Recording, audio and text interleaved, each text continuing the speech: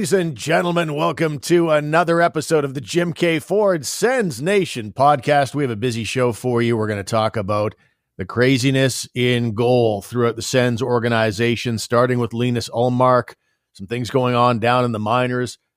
Travis Green gave a full update on all the injured, walking wounded in Ottawa, so we'll get to that. Mark Kastelic, the former Senator, got a 3-year contract with the Boston Bruins.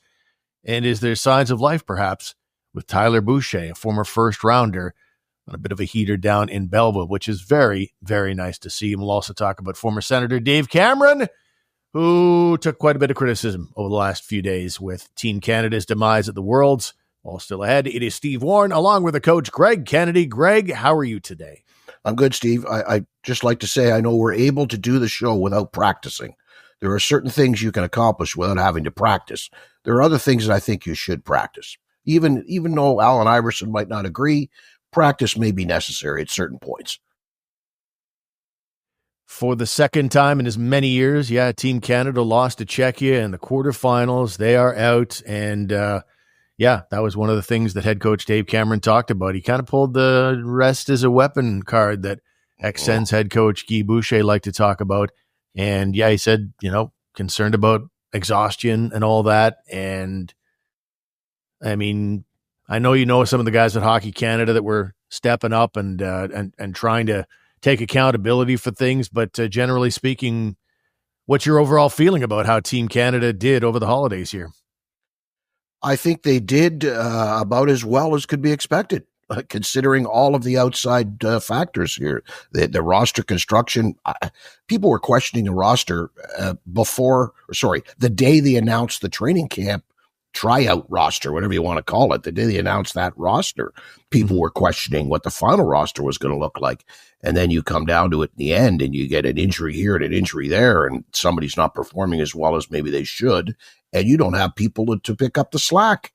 You have too many people, too many players that are the same type of player. I really think they goofed going for a team rather than picking the best players. That's what hurt them in the end. And then this whole idea of never practicing, like, what is that? How do you get through a tournament like this with a bunch of guys who don't play together, throwing together, and you don't even have practices? That one really threw me for a loop in the end. Yeah, there are a number of things that you second guess, but I guess I see both sides of it. There were certainly some guys I was surprised to not see there, but holy cow, I'm nothing but a layman. I don't spend a lot of time watching major junior hockey or NCAA hockey. I wasn't at the World Selection Camp either last year or, this one. And I feel like I'm speaking from a place of ignorance when I come in and start, pointing fingers and saying, you didn't do this. There's some things that make me go, wow, why not Perek? Why not Yakimchuk?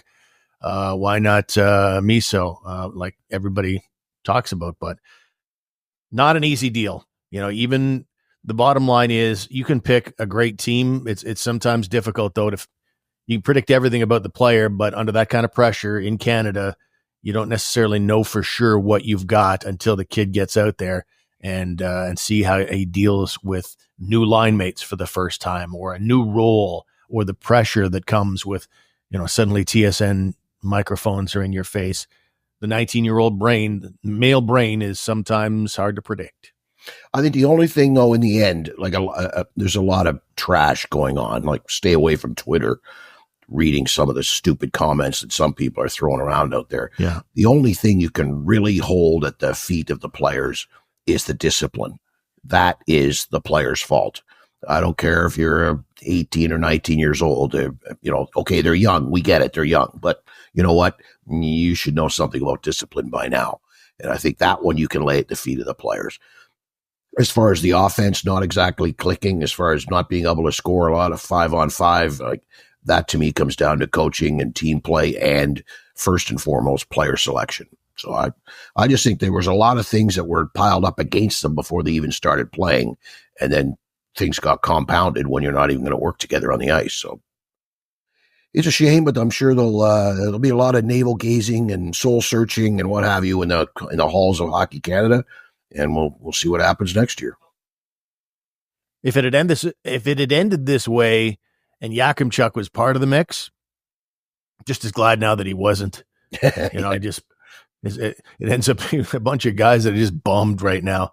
And meanwhile, Yakimchuk is continuing on his merry way with the Calgary Hitmen. And let's get into some Sens talk here. And the big news of the day was the Sunday practice, where Travis Green was pretty up front about his injury situation. And this was the media scrum after Sunday practice, where he outlined everything going on with the Sens injuries. Linus is still, I guess we'll call him week to week. Has not been on the ice yet. So Hammer is going to be out 2 to 4 weeks. And Gents was just not feeling well today. They're concerned. Just the week hoping when he left Edmonton, yeah, there's concern on everyone. But it is what it is. He's rehabbing and showing improvement, so that's a good sign. Oh, there's Travis Green in conversation with the media, and that courtesy of the Ottawa Senators YouTube channel. And Ullmark, I guess the biggest story there, and that it's the first sort of sign of a timeline that we put on this thing week to week. And that is not what Sens fans want to hear, because the Sens record has not been that good since Ullmark went down with that back injury. Yeah, it makes you wonder. I don't know how far they're going to go without Ullmark. Forsberg has not been able to pick up the slack really since the first Ullmark injury. When he was out for a bit, Forsberg had some decent starts and put up some decent stats. You remember one time his stats were better than Ullmark when Ullmark was sort of slumping to get going here. But since I don't know, what was it, early November, mid-November, Forsberg has not been good. Then he got injured, come back, has not been good. To rely on Levi Merilainen and Forsberg and I don't know, maybe Sogard too. It just, you really gotta wonder if they're going to be able to pull this thing off at the end of the season here and make the playoffs now. I think Merilainen is the guy right now. I mean, Forsberg did not look particularly good in his return to the lineup. He had not started, however, since like December 8th. So I guess we can't come down too hard on him. And you're right, there were some moments there in filling in for Ullmark where he had 2 shutouts in 3 games. So he can get hot, and they're going to need him to, or Merilainen to. I think the net belongs to Merilainen at the moment. We know he's past Mad Sogard. The Sens basically said as much without actually saying it by sending Sogard back to the minors and keeping Merilainen here. I've been most impressed with overall Levi Merilainen in a short sample size in his 3 or 4 games as the number 2 guy. And I guess as far as Ullmark being out, he's now there. To me, the Sens playoff hopes go through Levi Merilainen. For sure. I would agree. And of course the injuries now in Belleville too. Like, holy smokes, they can't catch a break. Right. I go back to the last show I mentioned it. Like, Caden Primo was placed on waivers by the Habs, and Sens could have picked him up. I think looking back on it now, maybe they're thinking, well, maybe we should have picked up Caden Primo, because now you got no goalies in Belleville. Yeah, I mean, you've got injuries now to Malcolm Subban and Michael Simpson. They were both dinged up last week, and so they were forced to call up Mark Sinclair, picked up a W yesterday. He's now got 4 career AHL games, and Sogard is back down to the minors, but they briefly called up a guy named, Alexei Gravel. Yes. He was up from Orlando, and he's back down to Orlando now. And so, yeah, it's just all 6 guys, the top 6 guys in the organization. How many NHL teams can say that? Their top 6 goalies have been injured at some point in this season. So that's not ideal for sure. And with Ullmark, now we know he's week to week. It's January 5th as we're recording this. February the 13th is the Four Nations face-off. Like, how long until, I don't know who would pull the plug. Would it be, I guess Ullmark would be the guy to make the call? I'm not sure, but either the team or Ullmark, how long do you go before you pull the plug on him competing at the Four Nations Challenge? Or do the Senators get to make the call? Like, I honestly don't know either, Steve. I don't know who gets the final say here, but if he's not back and playing 2 weeks before, then I doubt he's going to play in that tournament. I think it's part of the reason why Austin Matthews is back for the Leafs now. He wants to play in that tournament too, and it was questioning him whether he was going to be healthy and ready to play for the U.S. Ullmark's in worse situation here now. Yeah, I would hope that it comes down to common sense. Common sense says, hey, he's not ready. He's not going to play. We don't want him to get injured. And I would hope that the Senators have some say in that. Yeah. It's the back. That's what bothers me. If it's something where he's coming back and he plays for 2 weeks and everything's fine, then, I'd be inclined to say, okay, it's your call. If you want to go, go. But the guy's been a recurring injury issue. He was away for a little while in preseason with injury. Start of the season, he had a stint on I don't know if it was officially the DL, but he was out for a while, a couple of weeks. And now he's hurt again. And, I don't know. Has it been the back problem every time? And with backs, if you've ever had back pain, and I think a good chunk of our listeners will have had that at some point, you know how finicky it can be. You feel great for a while, and then all of a sudden you just turn just a little bit. Oh, all of a sudden I went from feeling like 10 out of 10 to about a 2 just because I twisted this way. And so that's that. The back, given it the nature of the injury that Linus Ullmark has, that's part of the reason where I might be having a conversation with him here by the end of this month. If it's not right, it's like, you're not playing in this tournament. I'm sorry. But a couple of other stories we want to talk about in that Tyler Boucher, as you mentioned, starting to look like maybe getting a little confidence. I'm certain he's been at this for so long now, a 2021 first-round draft pick, 10th overall. I'm not going to declare a corner turned after a nice little 5-game run, but it is nice to see the kid have a little success because he got off to another miserable start this year, going like 15 games, I think it was, without a single point. Well, now he has 4 points in his last 5 games. And so, it sure would be nice to see him, restore, 50% of the excitement that the Sens once had for him. I just want to see him get a chance to play regularly. Like if he could play a whole season without a major injury, that's a plus. And now that he's producing a little bit this last little while, okay, leave him alone. Don't put any pressure on him. Don't talk about calling him up. Don't you dare call him up. Leave him there. Let him play. Let him keep going. He's got to figure things out, and maybe he finally has figured some things out, and his health has improved. So leave him alone and let him keep producing, hopefully, and see where he's at in another 2 or 3 months from now. Yeah. No, it's just a small little note in that it's good to see that he's having just any success at all, however small. 4 points in 5 games, nice to see. Long way to go, though. Meanwhile, Mark Kastelic, former fourth liner for the Sens, he signed a 3-year contract with the Boston Bruins. He was part of the deal to bring Linus Ullmark to Ottawa, at the time seen as maybe a little more than a throw-in. And but friend of the show here, he's on the show quite a few times last season, and he gets a 3-year contract with the Boston Bruins. It is worth just over $1.5 million. Here's Bruins head coach Joe Sacco talking about the Kastelic deal. Certainly, we recognize the value that he brings to our club. A physical player, he shows up every night. He's a great pro, like you said. He's a culture builder for our organization.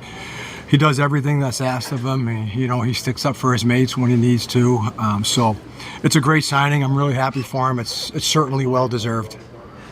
So there's Joe Sacco, Boston Bruins head coach, in conversation with the Boston media, that courtesy of the Bruins website. And, he was a useful soldier. He wasn't, particularly impactful, but a quality kid. And I'm glad to see that he's found a pretty good gig with the Boston Bruins here.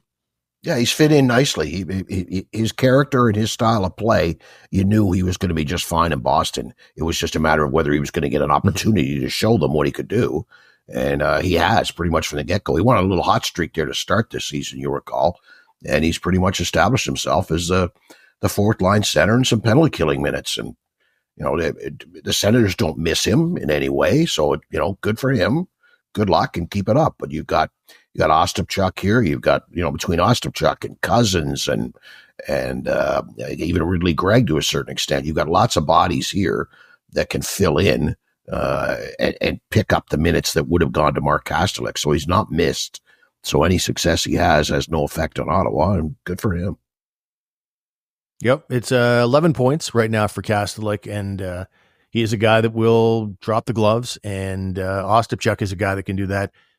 Can he be on pace for over 20 points like Kastelic is right now? Who knows, but certainly the Bruins are happy with that acquisition, maybe an underrated one perhaps. And to close it out, and we'll take a break, I should say, let's try that again. To close it out, one way or the other, I'll get it right. We'll take a time out here in just a second. Let's look at the standings, though, as the Sens get ready to take on the Detroit Red Wings on Tuesday, January 7th. This will be the finale, finally, of that 9-game road trip. Now, they've come home like 3 times now in the middle of that trip, so it wasn't that onerous, or as onerous as 9 games sounds.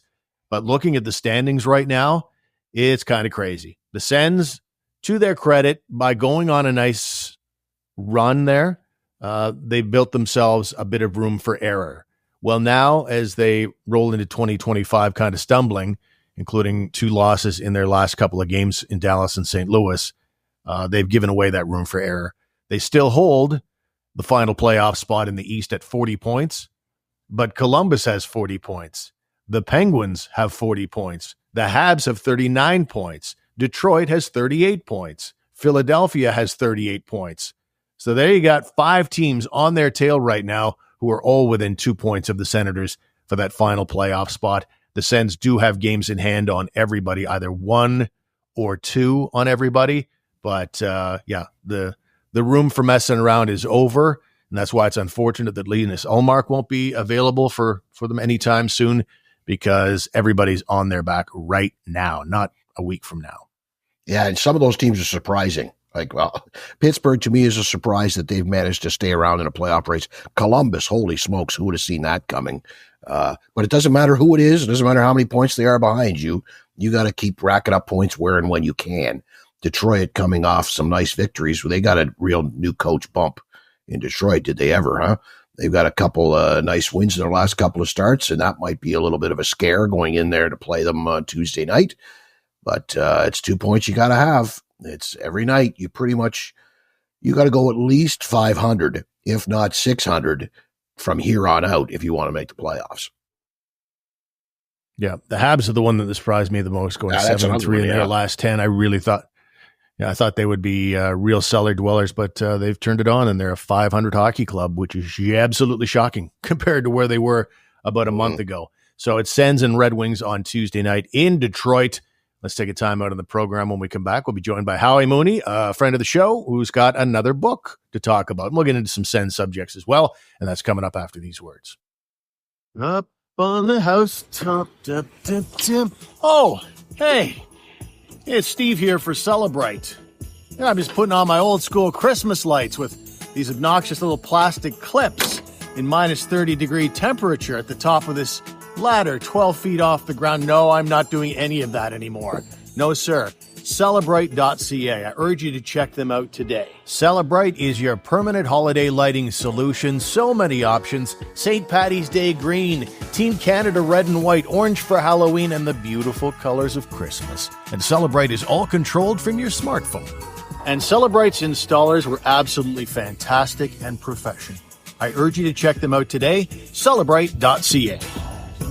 It's a wobbly ladder.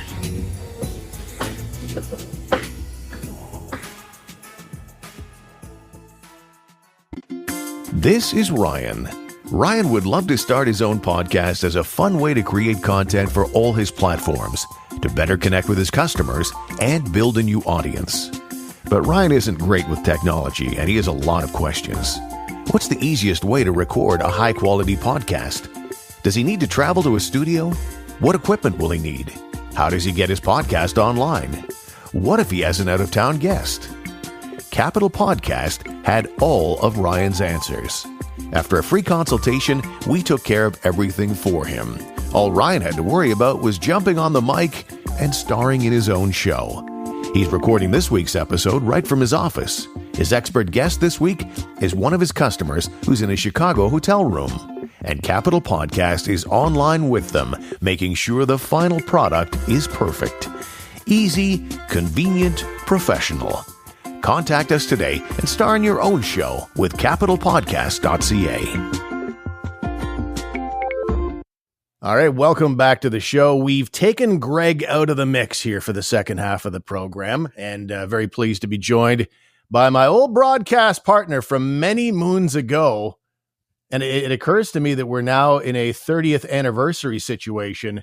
Back in 1995, I was the play-by-play guy for the Ottawa Links, and my trusty sidekick, my color analyst who carried the show, Howie Mooney, was in the booth with me, and it's been 30 years since the Ottawa Links won the International League Governor's Cup title back then, and it's great to catch up with Howie Mooney here on the program.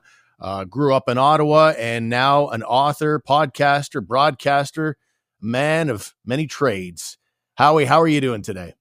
I'm great, Steve. Thanks so much for having me on. You're bringing back all these memories now, flooding back those days in Ottawa with the AAA Ottawa Links, trying to talk to guys who were not happy to be in Ottawa. They wanted to be up in Montreal, or they had just come up from AA ball, and they wanted to get it to the big league so badly. It was an interesting place, an interesting time, and I mean, you and I brought the mojo when the Lynx won the International League Championship in 1995.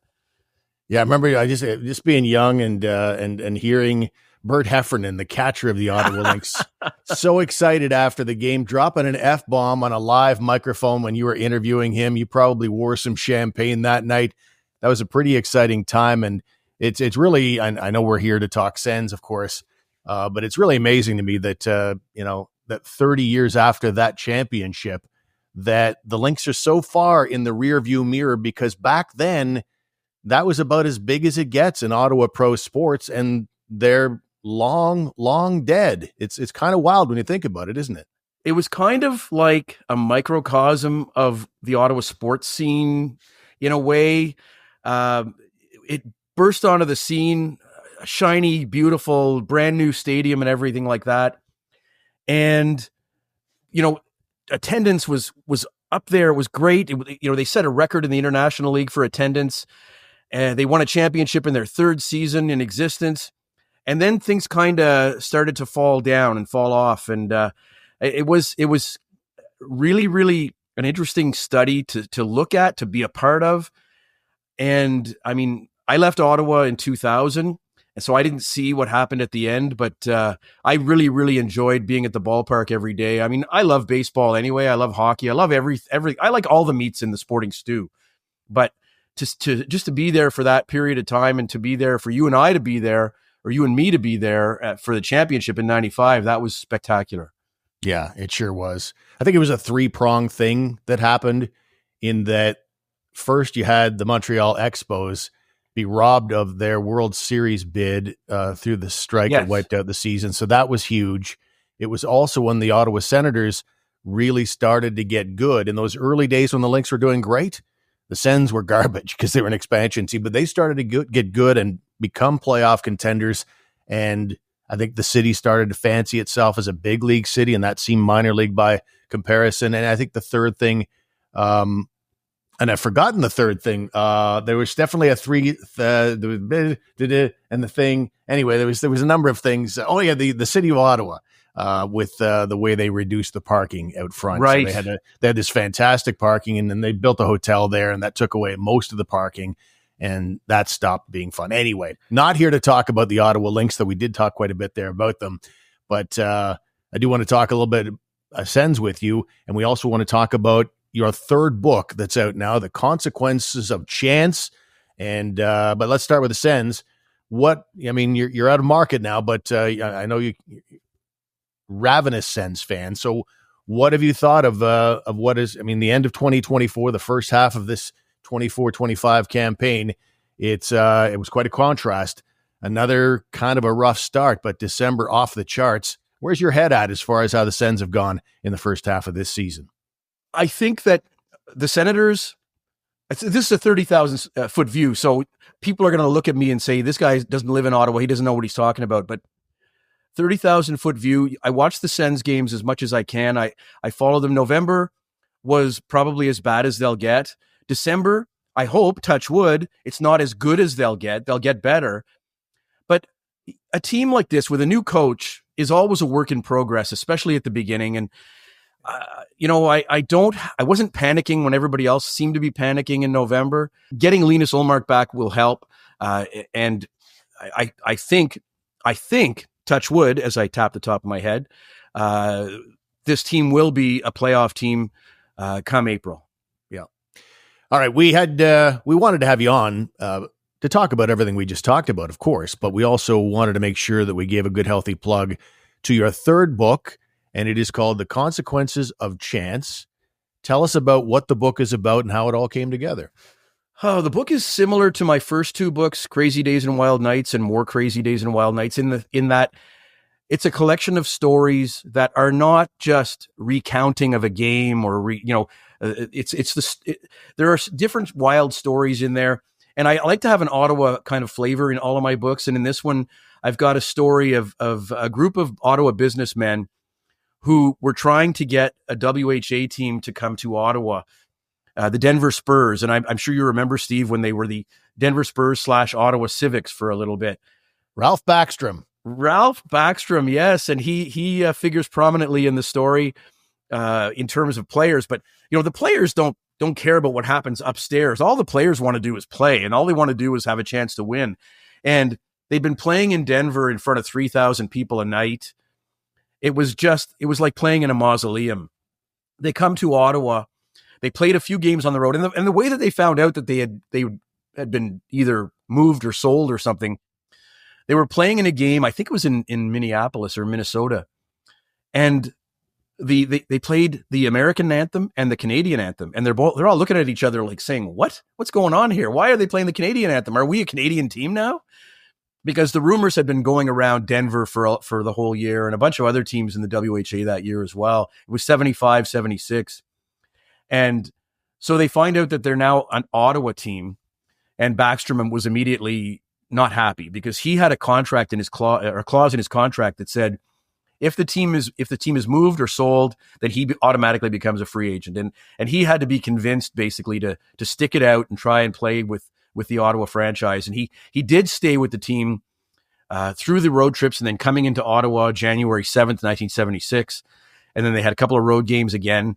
And then they came back and played on January 15th. And I was at that game on January 15th when they played the Houston Aeros, Gordy and Mark and Marty Howe and a bunch of guys, Len Lund and numerous Andre Hines, a whole bunch of guys that played on that Houston Aeros team. And it was a great atmosphere. The Civic Center was packed. My goodness, the good old Civic Center, eh? I think of that place and I have so many great memories of the Civic Center. But that team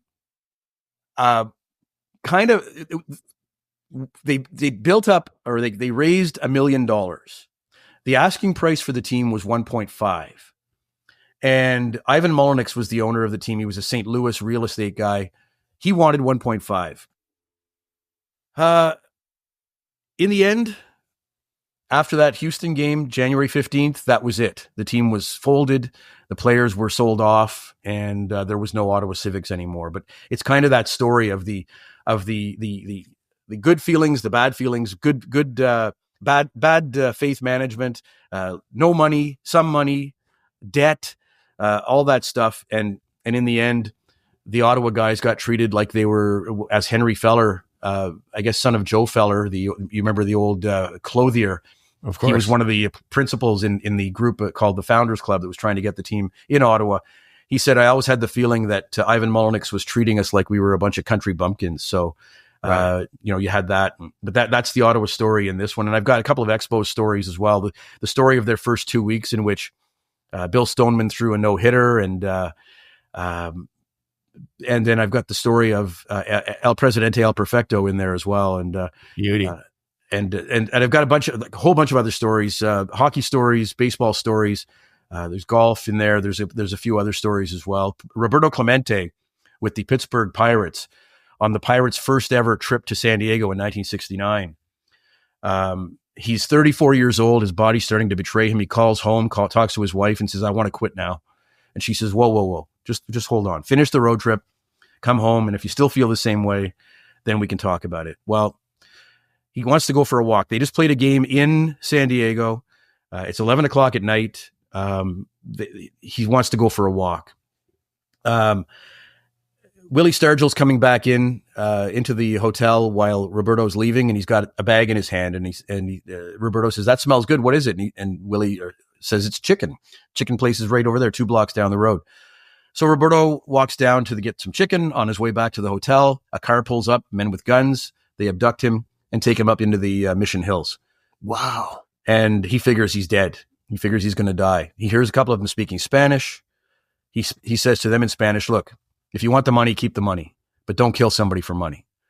And he talks to them, and basically, once they learn who he is, they give him his clothes back, because they've taken his clothes, his money, his rings, his wallet, everything. And he figured, they're going to leave me in the bushes and kill me. They're going to kill me here. But he talked his way back out, and they dropped him off a couple of blocks from his hotel. They let him walk back. He hears the car coming again. He's looking for a rock or something to throw at them. They wanted to drop his chicken back off for him. Wow. That's crazy. I've never heard that story before. That's unreal. This is what I love doing, though. I love researching, and I love learning things that I didn't know before. And I figure if I didn't know them before, then a lot of other people probably didn't know them either.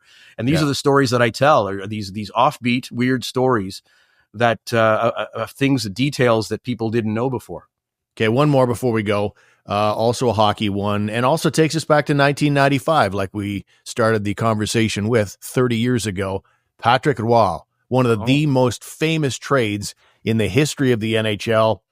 Anyone who's of a certain vintage will never forget the night where Patrick Roy is getting booed by Habs fans at the Forum, and the Red Wings are working him. I think he allowed 9 goals. He puts his arm up because they're sarcastically applauding him every time he makes a basic save, and then he basically tells Ronald Corey on the bench, "I played my last game in Montreal, and man, if looks could kill, Mario Tremblay, the daggers to Roy and back the other way from Roy to Tremblay." That was a night that I think hockey fans will never forget. A lot of that story, a lot of that night goes back in time. The roots of it go back in time. When Patrick Roy was a rookie, his roommate was Mario Tremblay. Those two guys never got along. Tremblay would tease Patrick Roy about his bad English. He'd tease him about a lot of different things. Patrick Roy never liked Mario Tremblay from the time that they met each other back when he was a rookie. It was getting near the end of Tremblay's career, his playing career at the time too. Fast forward to 93, the Habs win the Stanley Cup. I was in the building, thankfully. I had a few beverages to cool me off because it was June and we were up at the top and it was warm up there. But they win the Stanley Cup. Jacques Demers had always deferred to Patrick Roy, let him basically make his own decisions about when he wanted to play. I mean, there's the old, I think it was either Pat Jablonski or Ron Tugnut that when somebody asked him, how often do you want to play? He says, "Well, I play whenever Patrick tells me I'm going to play." Yeah. And so they get off to a slow start in the beginning of 95. Ronald Corey is fearing a palace coup from Serge Savard, who was the GM at the time. So he fires both Jacques Demers and Serge Savard. He installs his coach, Mario Tremblay. He installs his GM, Régent Houle, who would never say no. He was always a good soldier. He would always do whatever the team asked him to do. And, even though he had no experience being a GM. And from there, you have the roots of what was happening. Mario came in and told Patrick Roy, "Look, I'm the boss here. Everybody's treated the same." And then that night, that Saturday, when they played Detroit, Vincent Damphous was late coming to the game. And Patrick was waiting for him to be disciplined because everybody's the same, right? Everybody's the same. Well, he wasn't disciplined. Mario says, "We need him in the lineup." And Patrick says, "What?" So Patrick always felt that Mario was out to embarrass him. When the score was getting run up by Detroit that night, everybody's looking at the net. Everybody's looking at the bench to see if are they going to replace him? They don't. And when it was 7-1, 8-1, 9-1, that was when we had the save and then the cheer and the sarcastic cheer and then the arms up in the air. And when Patrick went to the bench, basically he threw his gloves down the hallway toward the dressing room, went to go to sit down on a little stool at the far end of the bench. But before he did, he had passed Mario. They exchanged a glance. He went back, said to Corey, "I'm done here. Trade me out of here." Went back and stewed on the little stool at the end of the bench. And it was totally needless. And it was a double slap in the face to fans all over Quebec, because the Quebec Nordiques had just moved to Denver to be the Colorado Avalanche that offseason. Patrick Roy gets traded to Colorado. They win the Stanley Cup. So it's a slap in the face to Montreal for the trade, and then a slap in the face to Quebec too, because they win the Stanley Cup the year after they move out of the city. Wow. Well, lots of great sports stories for sure. And I mean, and all different kinds of sports, not just hockey. And I look forward to reading this one. And we're recording this one here on January 4th. Howie, you've got you got something coming up later in the month to promote, right? Yes, thank you for reminding me of that. On January 25th, which is a Saturday, 3 weeks from today, with the time that we're recording this, I will be at the Domaine Perreault Winery in Navan, and we'll have a signing event there. I love that place. I just whenever I'm in town, my mom, my sisters, we all go there, and we have whatever they serve. I think they serve wine. I think sounds like it. But it's a wonderful, wonderful place. We had our book signing there for my first book, Crazy Days and Wild Nights. It was fantastic. We had a signing event there for the second book as well. I'm trying to book a signing event for the West End as well. Okay. When that comes out, we'll announce it. But right now, January 25th, Domaine Perreault Winery out in Navan. Come on out. If you have a book already, bring it. I'll sign it for you. If you don't have a book, I'll have some there for sale. But I'd love to see as many people out there as we possibly can. Old friends, new friends, anybody. If you're an Ottawa sports fan, come out and say hi. I can't wait to. I'm retiring this year as well, and I'll be moving back to Ottawa as soon as I possibly can. So, I mean, don't look for it, but I mean, it will happen. Okay. And it's available on Amazon right now, right? Amazon is the best place to get it. If you have Prime, it'll be at your house within a day and a half. Perfect. It's The Consequences of Chance, another great book from Howie Mooney, another great chat with Howie Mooney. Always great to catch up with you. Belated happy holidays, Howie, and I look forward to talking to you again down the road. Steve, thanks so much for having me on. It's always great talking with you as well, and have a great new year for you and your family as well. Thanks, man. Appreciate it. That will do it for this week's show, ladies and gentlemen. Don't forget that our website is sensnationhockey.com. Also encourage you to check out the Hockey News Ottawa. I'm the site editor over there. It's thn.com/Ottawa. Thanks for being with us, and we'll talk to you next time.